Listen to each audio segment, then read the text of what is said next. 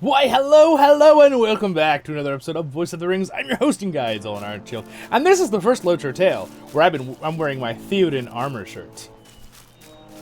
Pretty cool, I got it online. I like it a lot. So anyway, welcome back to Middle-earth, my friends. Welcome back to another one.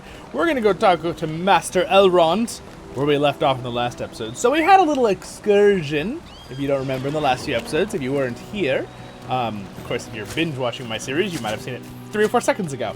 But we basically did a lot of those mission introduction quests, which technically aren't the main chapter story, but it's kind of cool. We get some cool little backstory and information, so I thought we'd just do them anyway in LOTRO Tale. Sometimes I just do something in LOTRO Tale because it sounds fun to do, even though I do try to stick to my certain time with these. When it comes to my LOTRO Tale series, as you all know, if you've been watching it for a long time, I try to keep them somewhere between just under 20 minutes to 25 minutes at most. That's usually my goal to aim for. Sometimes it depends on where I feel like it's a fluid, good spot to stop in between episodes. I like to make them where they're nice and fun, bite-sized, or you can binge watch and watch 30 of them in 2 days. Who knows? I mean, some of you do. I've heard comments, so if you do, I appreciate it either way. However you watch the episodes, so I appreciate it a lot. And of course, if you don't know, I also have a LOTRO Adventure, which I do voiceovers on occasionally as well, but those are a little longer. Those tend to range from 30 to 40-ish minutes. I've been trying to bring them down a little bit, more like LOTRO Tale in length. But yeah, I also cover a lot of other things on the channel as well. But I thoroughly love our LOTRO Tale series. It's definitely like, it's the baby. It's what I just love. I take very good care of it. I love to make LOTRO Tale episodes, if that makes sense. All right, Elrond should be in his library. He's always in the library, man. That lad likes to read, you know? Kind of like all of us Tolkien fans. So let's see here. We'll go up to the top of the library. I'll have my vacation in the library. Anyone get the joke? No? I've heard Last Airbender. Sokka? Alright, let's see here. You have been a great help to us, Voice of the Rings. Oh, I know. Yes, we did our best. Alright, Chapter 9. The Grey Company assembles. What dangers will they face on the road south? So, if you don't remember, give you a little refresher from 4 or 5 episodes ago, we were assembling the Grey Company to help Aragorn, because he needs them in the south, with the great fights with Rohan, and with, and then later, of course, dealing some stuff in Gondor, right? So, it's something that's in the books, that's not put in the Peter Jackson adaptations or movies, that it's really cool that we get to be a helper behind the scene as a main character helper in Lord of the Rings Online. Very well done. Very well done, added to Legends here by Lord of the Rings Online. You have done quite well, Zollin Ironshield and Voice of the Rings. The Grey Company assembles with as much haste as can be taken, and they will ride to Aragorn in the wide southern lands. Whether dangers have befell him, we must believe the Dunedain will reach him in time. If you desire to aid the Grey Company and Aragorn further, you may ride with them. I will tell you when all is made ready. Until that day, Voice of the Rings, go in peace, and keep still in the safety of these lands. The way south will be dangerous. The Dunedain have been called to fulfill their purpose in this age, to ride to the aid of their chief Aragorn, son of Arathorn. The road of the Grey Company will be fraught with peril, but they must not fail. One thing that I'm very excited about with the LOTRO Tale in the future of this episode series, and in the past, if you've been watching the past ones, is that it's really fun to go through all the stories of LOTRO very methodically. Like, I have one character dedicated, that's all he does. This character, all he does is the LOTRO Tale series, and he does storylines and quests that are very methodical, and we only skip things that are generic side things, like, you know, go fetch me eggs, you know, classic. I always use that as an example in the Shire. It doesn't mean we won't go back to some of those quests in the future, but I like to keep the LOTRO Tale series moving by just doing main chapters where we're on level with our character. But it's kind of fun because I've had so many characters in the past that I'm always like doing all of these at random points in time. So it's fun with the series to kind of do them in chronological order. So anyway, we'll keep going. Sorry. All right, we have Book 11, Chapter 1, Wrought in a Secret. So technically we are done with Chapter 9, I believe. So we just finished Chapter 9. If you ever want to look, you can go to your deed log, and you can go to, I believe it is, I think we're actually in it, Epics, right? One of these. Aha, there it is. Complete Book 1, Chapter 9, The Gathering, the Great Company. Yes, so see, we have the stamp. We just completed it. So the next one will be Book 2, Chapter 15, Echo of the Days. Okay, all right. Okay, sorry, Book 2, yeah, Chapter 15, where it was Book 1, Chapter 9. Interesting. So we're going into the next book entirely. These, by the way, the reason they skip is because in between there are quests that are labeled, and these are the finishing stamp of a selection group of quests. If you're confused with the deed there, why there's a skip in between. Book 2. Will you lend me your aid once more? Chapter 1. So this is Book 2, Chapter 1, and see if we complete this whole series of quests, we'll finish Book 2, Chapter 15, which will be the last quest. So we know there's going to be, not being cheaty, but there's 15 quests to complete. There's going to be 15 quests, right? 15, because there's going to be 15 chapters. All right. All right, let's hear him one more time. A strange fate brings you hither. A strange fate brings you hither, Zollin Ironshield. By your efforts, the summers, I think that's a nod, by the way, at everyone showing up without him actually announcing it for the Ring of Power. It's kind of like Providence by Luvatar, right? Strange fate brings you hither. I don't know. Might be a nod at that. Who knows? There's just a far out shot there. Hope is not in vain. Hope is not in vain. By your efforts, the summons was brought throughout Eredor, sorry. Zollin Ironshield, and now the Dunedain have responded. Many of the number have come to Imladris, and they prepare to depart for the southern lands, that they may come to Aragorn in his time of need. You will ride with them if you see fit to do so, but I have been made aware that my daughter desires first to speak with you. She is in Imdolin, on the slopes of north of Imladris, overlooking the road, and climbs up to the Misty Mountains. Yes, we will go talk to her right away. And you can see here, you could do that whole thing we did again, the repeatables, like we talked about in the other episode.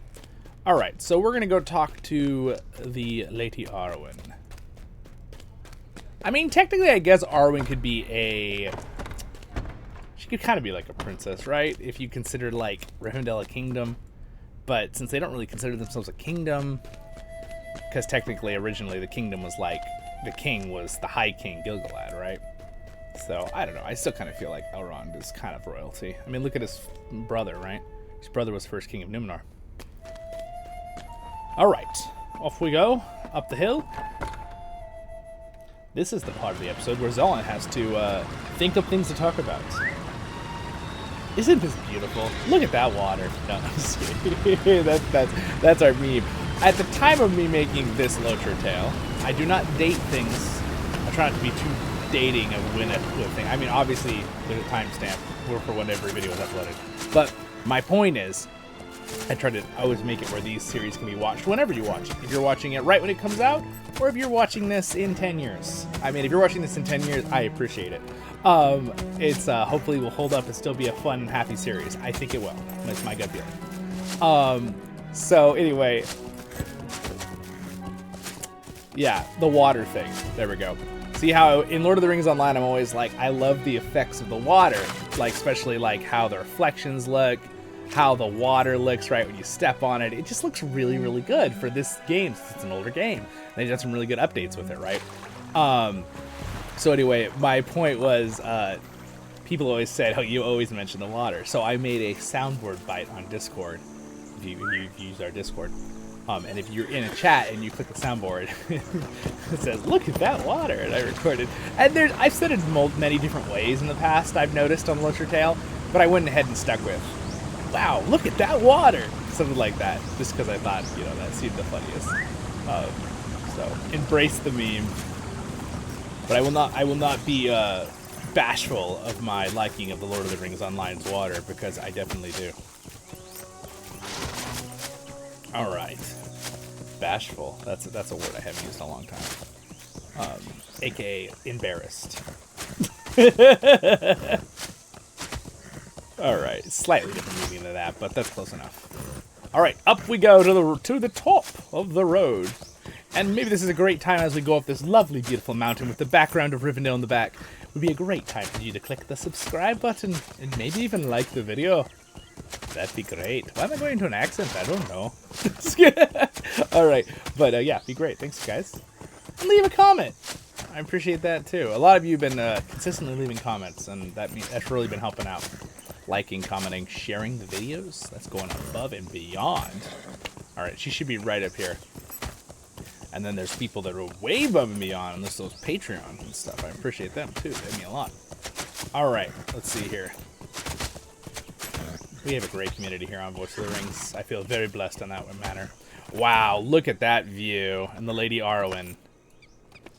I have not lately returned to Rivendell, my father's house. Wow, look at that view. Now, I gotta point this out. I watched a video recently, and they said they were complimenting LOTRO on one thing. LOTRO feels so vast. And I'm not saying just because it's one of the biggest games ever out there, because it is, right? I always say this, but with the add of Lord of the Rings Online, it is one of the biggest games out there, right? The only thing that's bigger than it is like Minecraft and No Man's Sky, but those games infinitely generate more planets and more land. So Lord of the Rings Online is a fixed, with expansions being added, of course, but a fixed land area is like the biggest video game in the world of video games. I'm talking about all video games, guys. So it's way up there, right? In like games where you walk around with your character, at least. Maybe there's exceptions if you're talking about like a 2D something, or I don't know. But as in character that you walk around in the world, Lord of the Rings Online is huge. But he was saying in a video, this person I watched, I do not remember who it was some other awesome YouTuber.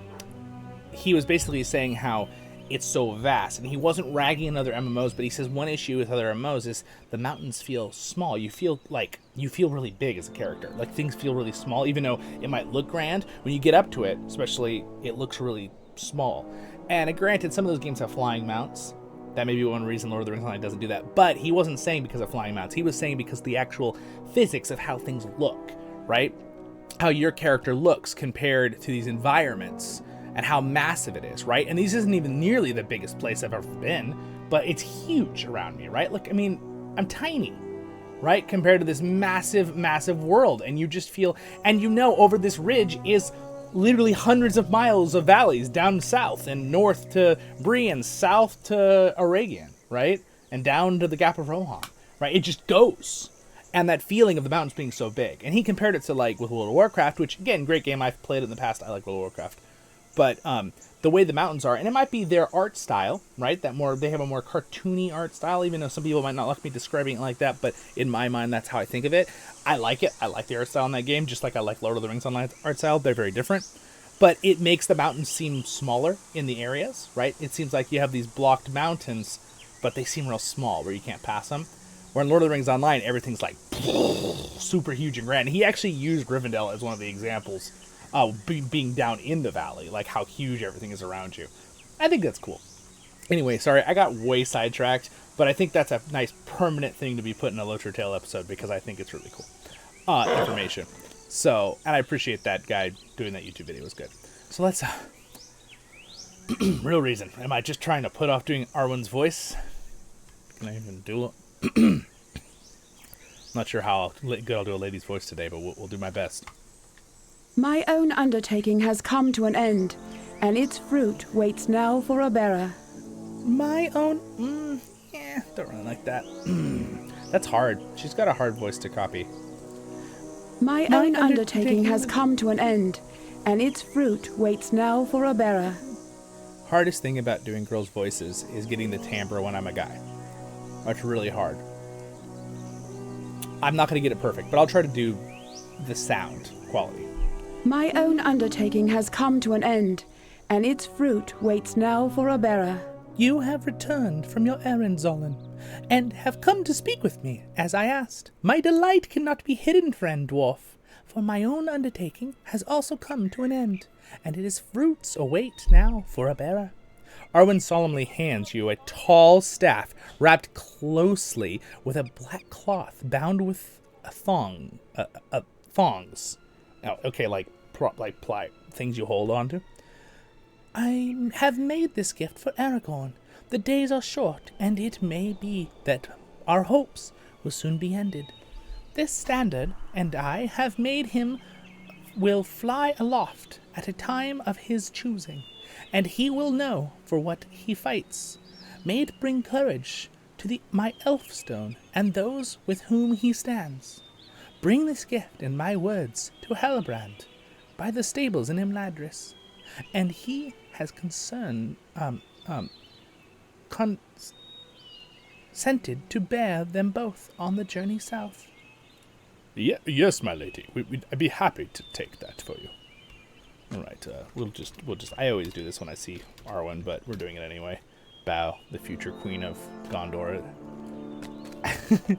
Gotta roleplay a little bit, guys. Come on. All right. Well, do my best there.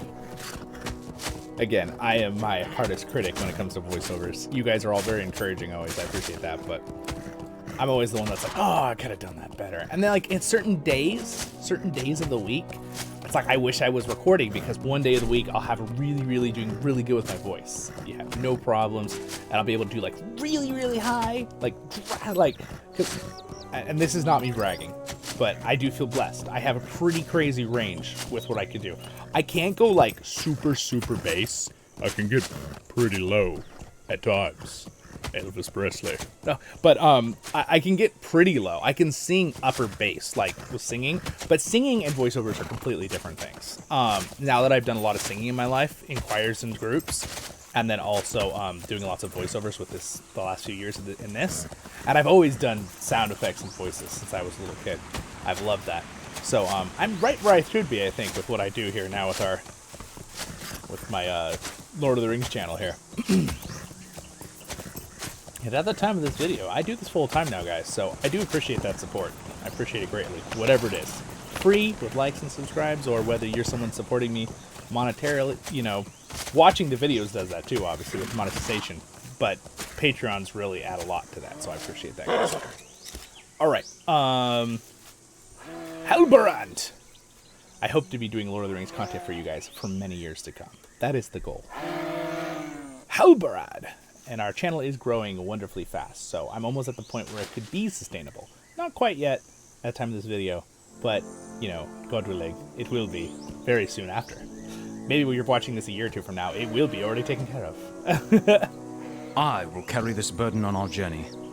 I will carry this burden on this journey. You bring both a gift and a message for my chief from Lady Arwen. I see. Halbrand listens to your recount Arwen's words and gravely accepts the standard you carry. I will carry this burden on our journey.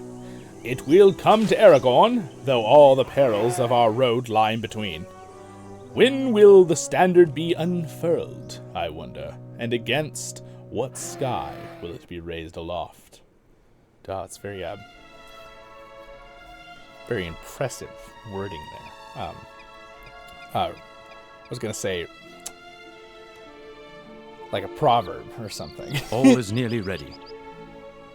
All is nearly ready, Zollin Ironshield and Voice of the Rings. While I finish the final preparations for our departure, I ask that you speak with some of those who will accompany us south. Ensure that they are prepared for the road and rested enough for the first leg of our journey. I saw Golidir just to the northeast some minutes ago, speaking with Elrohir.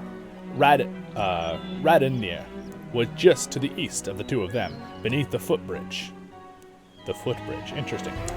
Lothrindir is just across the way, speaking with his horse, Mithul.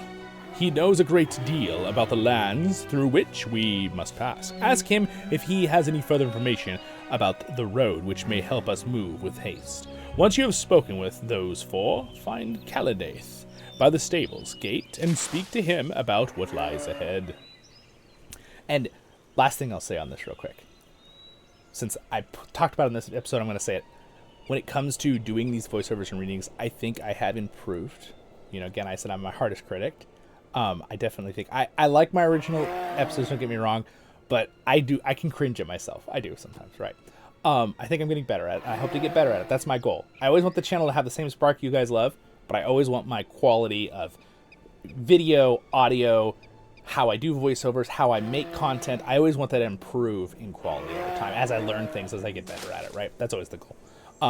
Some days my eyes are just fluid and my brain is like just on point with names and I'm just reading and I can just voice over fluently like that just now, read it perfectly. You know, occasionally sometimes I'll have little beep, beep, beep moments in other videos, but overall I think they're pretty darn good. It's funny because it's always worse in your own mind. When I make a mistake, I'm like, oh, you know, and then I keep reading and just keep going because that's what you have to do. If you're on stage doing a performance, I do orchestra performances all the time. If you make a little mistake, you just gotta keep going. You can't think about it, right? I do these pretty much like they're live, even though I'm recording. I don't really edit my LOTRO tales, okay? Unless something really needs to be from a sound effect or something in the back that makes a lot of noise. But usually, there's almost no editing that comes in for this series on my channel. There's other things I do lots of editing for, like lore videos and things that take a lot more work in that area. But it's fun, though. But again, there's some days that I'm just like, I can fluently read, no issue. My eyes can go ahead and read, and other days it's just a little more hard, you know, but I want to make a video that day, so I do it anyway. But overall, I think it's experience too. It's getting better and better. I'm getting better and better at that. And again, the voice thing. Some days I just have my voice, right? Completely. I'll have a really low voice one day. Another day, I've got a really high voice, right? Like, and I can go really high and change my timbre, no problem. Or some days, you know, maybe I have a little bit of allergies. I'm struggling on changing a timbre or a certain noise, or I'm trying not to have a weird, like sounding almost sick noise, right? If I got sick or something. That can be challenging, right? Usually with LOTRO tales, if I'm sick, I don't make a LOTRO tale for a week or two and I do other videos on the channel. But yeah, so anyway, little side notes for you guys. Thanks so much for watching, my friends. I appreciate it. So I'm going to go ahead and accept this quest from him. And with that, I am going to finish the video here. And I will be right back in the next video of a LOTRO tale. Thanks so much for being here, guys. Thank you so much. Thanks to my Patreon. Subscribe buttons there if I earned it. Next episode will be right over there. And over there's a LOTRO tale. I mean, no, this is a LOTRO tale. LOTRO guide will be over there. Some playlist will be over there. Next episode's up there. And it will pop right where we left off here. And again, it's kind of fun to be able to wear my new Rohan Theoden armor shirt. So in honor of King Theoden of Rohan. Alright, guys. Have a great day, my life. I'll see you in the next episodes of Voice of the Rings.